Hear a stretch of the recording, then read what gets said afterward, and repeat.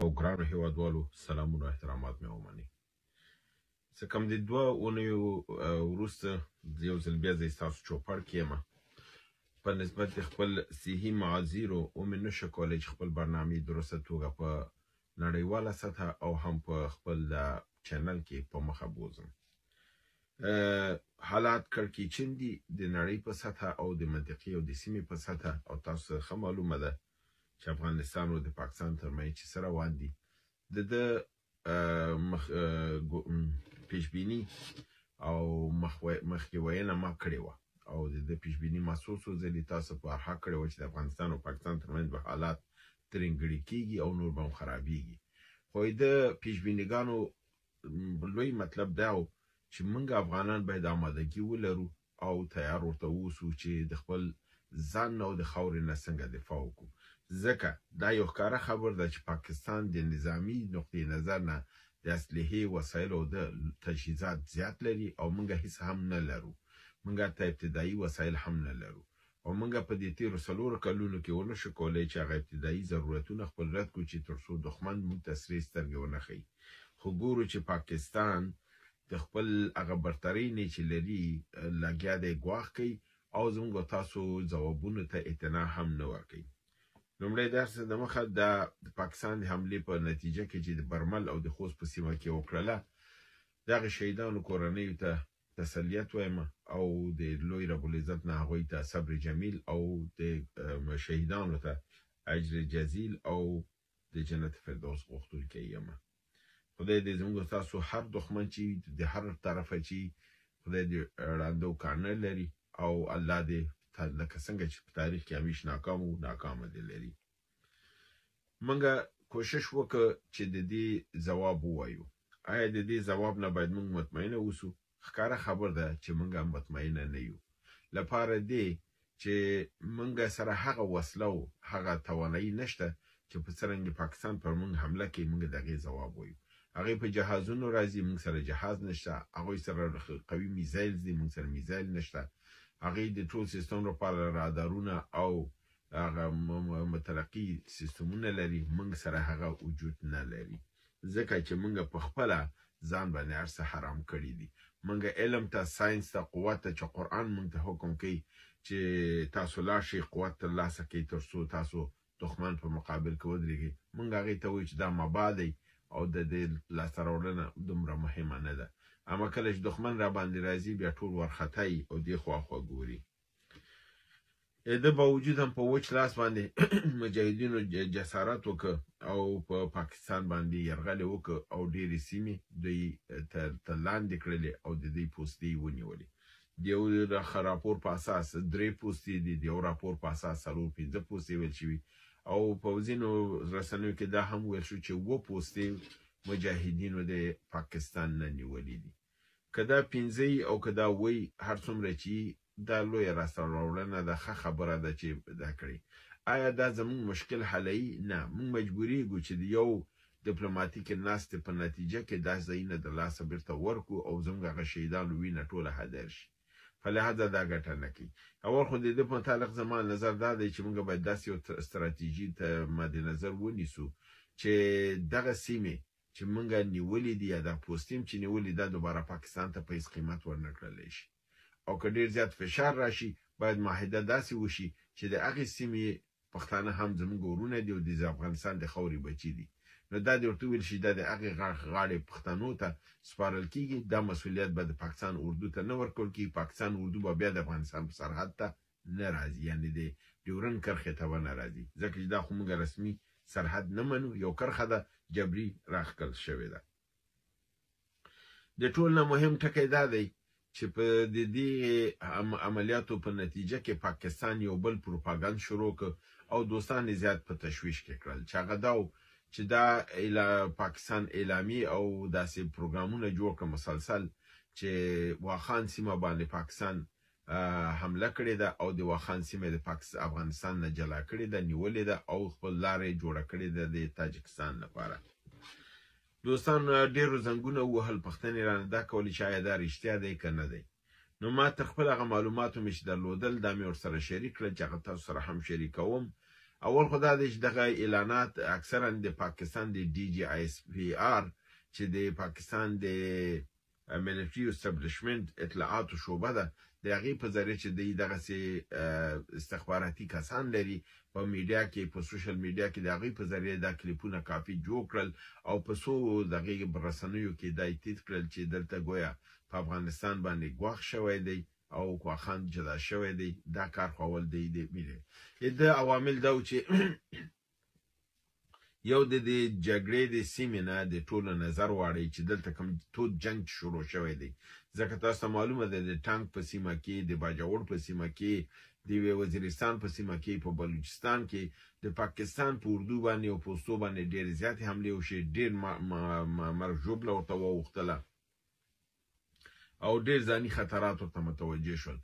او د ډېر ځایونه او سیمې ته د لاسه دوی لاړلې او مجاهدینو ونیولې نو د دې د نظر ګرځولو لپاره توجه د اړولو لپاره دوی دا پروپاګاندا وکړي چې واخان سیمه باندې پاکستان تللی او واخان یې نیولې نو دا د یو پروپاګاندا وجه نه شوی دی دویمه خبره دا ده چې دوی دا جرأت په دې باندې نشي کولی چې هغه سیمه داسې نه ده چې خوره د افغانستان ده خو د هغې ارزش او اهمیت دومره زیات دی چې د نړۍ هیڅ مملکت دا نشي پرېښودلی اول چینایان دا اجازه پاکستان ته نه ورکوي چې دا سیمه پاکستان ونیسي دویم هندیان دا اجازه نه ورکوي دا کار وکړي دریم د ټول نه مهم امریکایان په خپله هم په واخان سترګې لري د ډېر پخوانه او هم په بګرام باندې سترګې لري او هغې دا غواړي چې د دغې دوو مراکزو نه یو د دوی سره اوسي یا حداقل دوی هلته یو پایګاه ولري پاکستان دا جرأت نشي کولی مګر دا چې د امریکې اشاره ورته شوې اوسي یعنی که د امریکې اشاره شوې اوسي او اجازه یې ورته ورکړي چې ته کولی شې لاړ شې واخان ونیسي ځکه د هغې خپل ځکه چې په تاسو معلومه ده په عربي سیمو کې چې امریکایان کوم پلانونه عملي کوي هغه د اسرائیل په ذریعه عملي کوي او هلته خپل اهداف ترلاسه راوړي په دې سیمه کې د امریکې غلام چې دی لاسپوسی سپی چې دی هغه پاکستان دی او دی دلته د پاکستان په ذریعه باندې دا پلانونه او پروګرامونه کوي خو که هغه د امریکې پروګرام وسي نو دا اجازه به یې ورکړي چې هغه خپل د پروګرام لپاره که د پاکستان د خوا نه کوم داسې پروژې د دې اجازه ورته امریکا نه ورکوي او دا په هېڅ صورت سره پاکستان دغه جرأت نشي کولی چې دې سیمې ته راشي بله خبره دا ده چې دا د سیاسین د ګلیشیر د منطقې نه چې هلته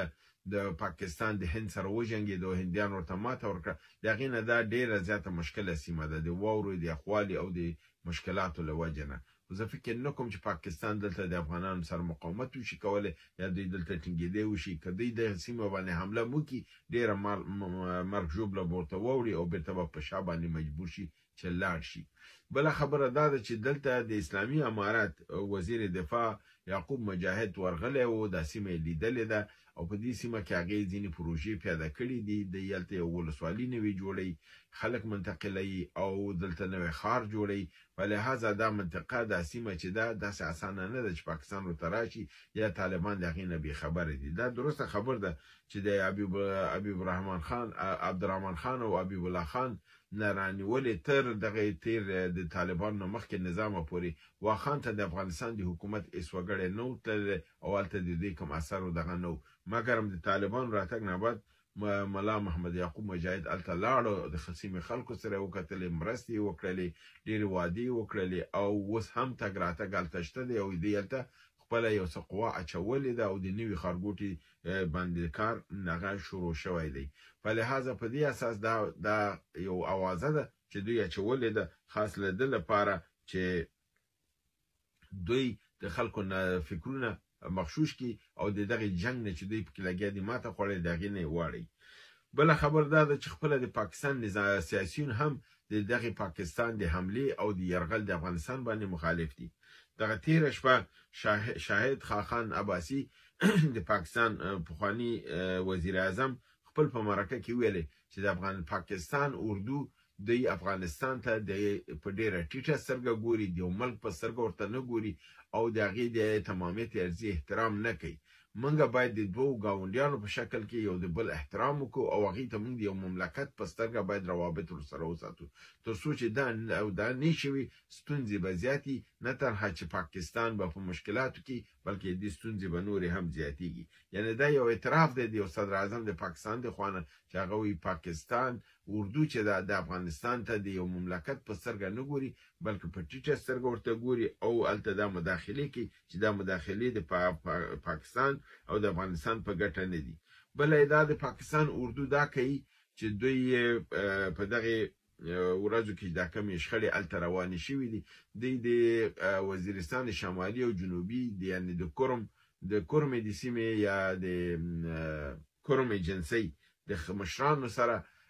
ناسه ولاړه کړې ده او یو جرګه یې کړې ده. د جرګې په نتیجه کې یو معاهده امضا شوې ده او هغې د پاکستان د حکومت سره د صلح تتن ایښی دی چې زه فکر کوم دا به هماغه ځینې لاسپوڅي کسانې چې د پیسو په مقابل کې یو کاغذ امضا کوي او پاکستان ته څنګه چې انګریزانو ته ورکول دې ته یې ورکوي. خپله د منطقې سیمې خلک د ده طرفدار نه دي او مخالف د پاکستان د مداخلې او د اردو دي او د هغې د دې نه وتل غواړي. نو په همدې اساس دی چې ما دا پیشنهاد وکړ چې کومې سیمې زموږ اسلامي امارت مجاهدین یا فرضاً نور مجاهدین یې نیسي او پاکستان په هغې دوباره یرغل کوي یا د هغې دپاره دعوه لري چې دا باید بیرته ورکړل شي یا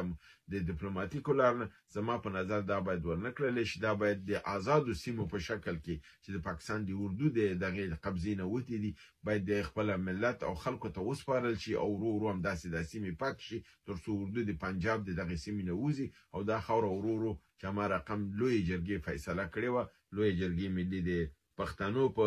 خیبر ایجنسۍ کې په هغې باندې رفتار وشي او د لوی افغانستان او د لوی پښتونخوا مسله مخ په وړاندې راشي او کامیابه شي. نو دغه ځینې مهم ټکي وو چې تاسو سره مې شریکول او بالخصوص دوستانو ته مې دا اطمینان ورکوه چې د واخان موضوع چې ده دا یو دروغ ده، واقعیت نه لري او دا حمله نه ده شوې او دا حملې جرأت هم دی نشي کولی ځکه دی په دې پوهېږي دا نړیوال عکس العمل لري، په لحاظه دا دروغ دی او دې ته غوږ مږ دی.